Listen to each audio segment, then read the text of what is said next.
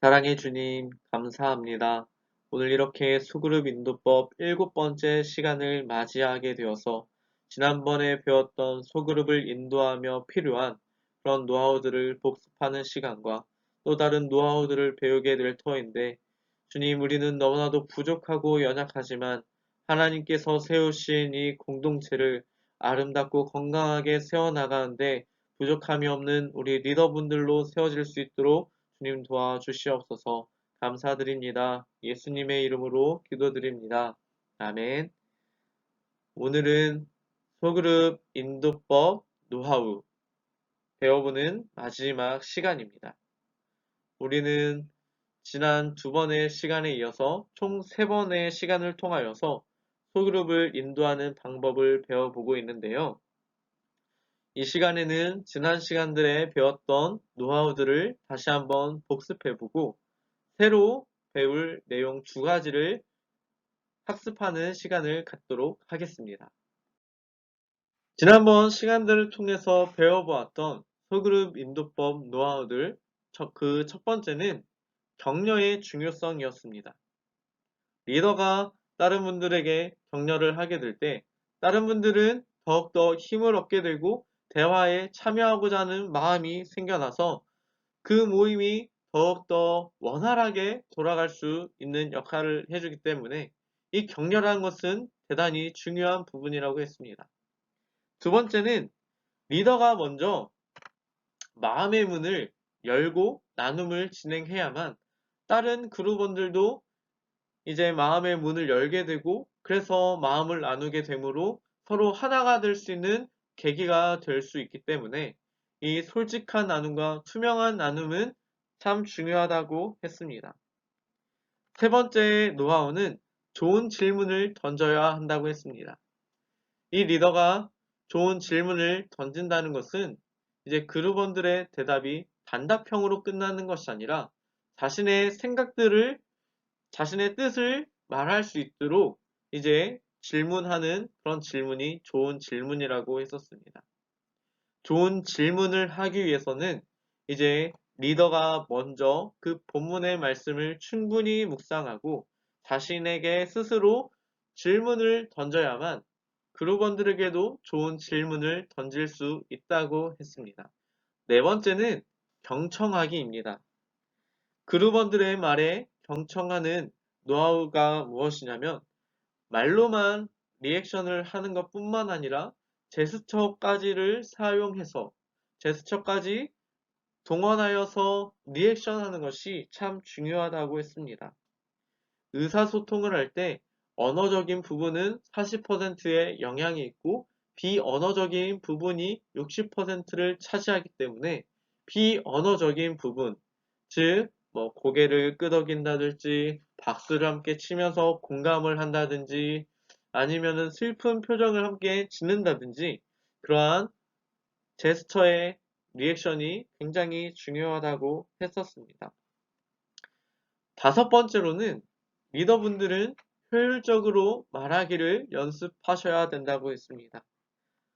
어떤 사람은 말을 할 때 정말 이 모임에 더 참여하고 싶지 않게 만들게 그런 식으로 말을 하는 분들이 있는가 반면 우리 이 강의를 보시는 리더분들께서는 정말 지혜롭게 말씀을 잘 전하셔서 이제 그 모임이 더욱더 아름답고 건강한 공동체가 될 수 있도록 힘쓰는 우리 모두가 되어야 한다고 했습니다.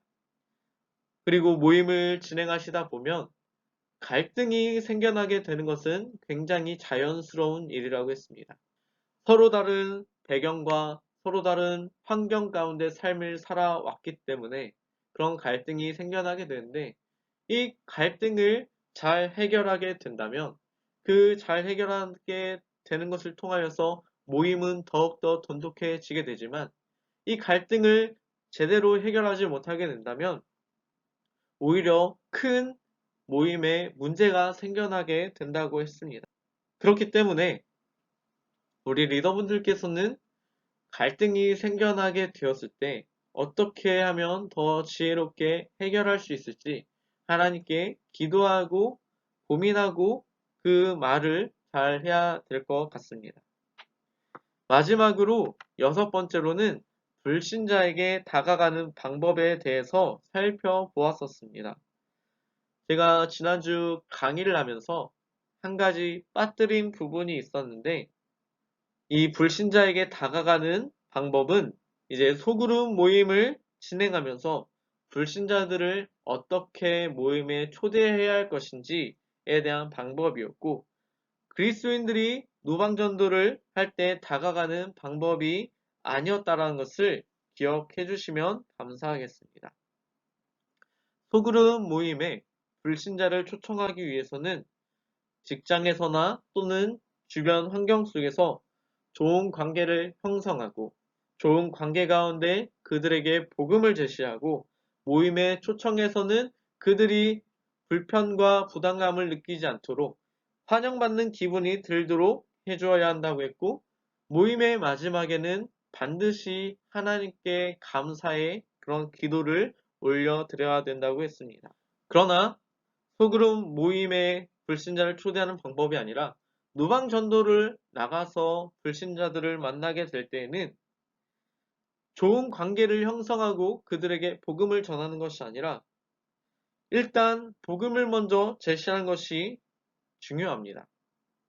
물에 빠져 죽어가는 사람이 있는데 빨리 구해주는 것이 중요하지, 그 사람과 인사를 하고 중요한 관계를 맺고 친해진 다음에 빠진 자를 구해주는 것은 잘못된 일이기 때문에 그렇습니다. 지난주까지 이 6가지를 살펴보았고, 오늘은 나머지 2가지의 노하우들을 함께 살펴보도록 하겠습니다.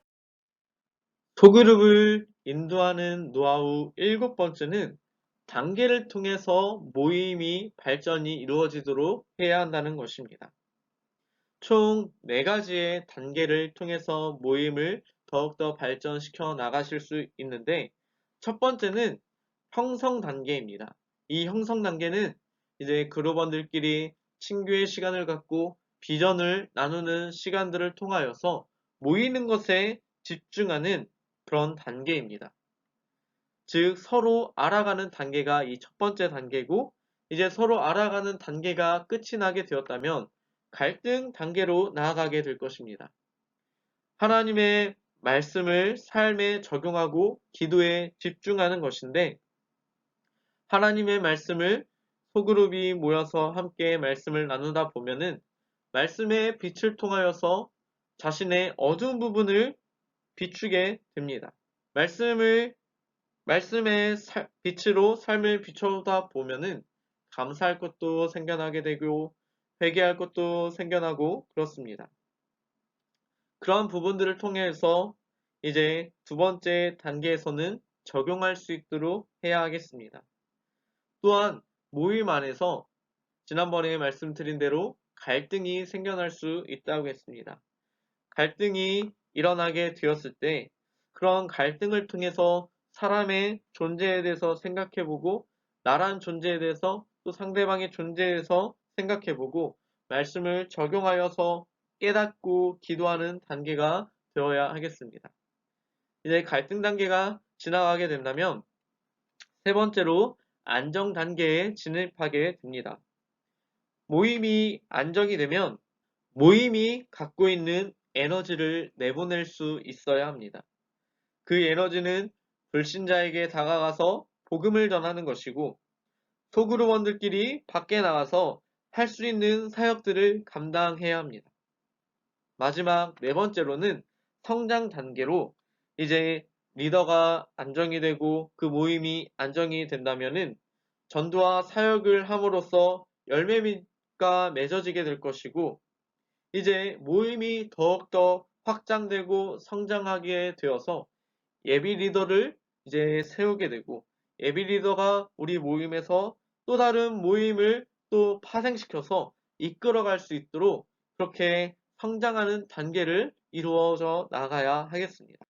소그룹을 인도하는 마지막 노하우는 바로 리더는 세밀한 모임 준비를 해야 된다는 것입니다.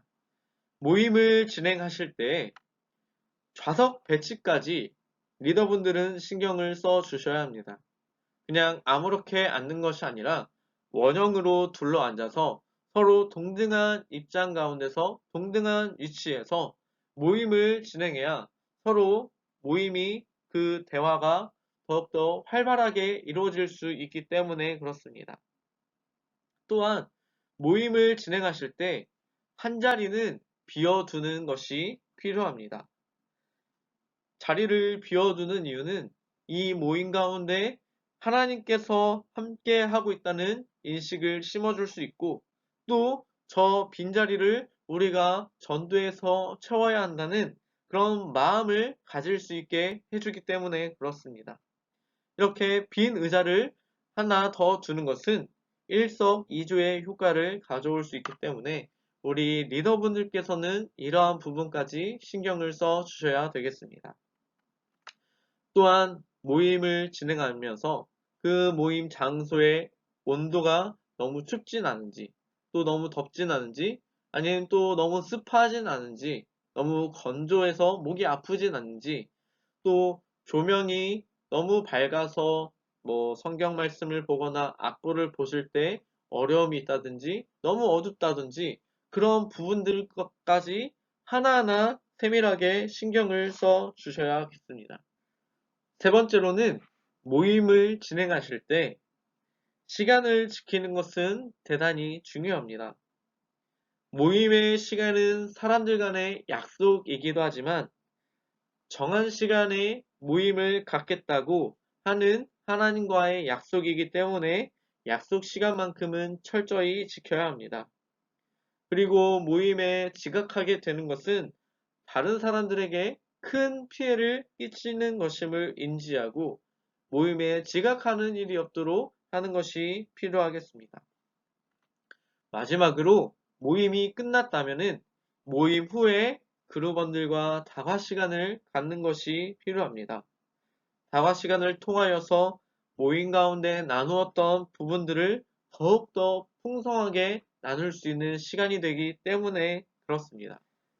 오늘까지 이 강의된 내용들을 마음에 잘 새기셔서 소그룹을 잘 인도해 나가시기를 바라고 소그룹이 더욱더 건강하고 튼튼하고 아름다운 모임이 되어지시기를 기도하겠습니다. 감사합니다.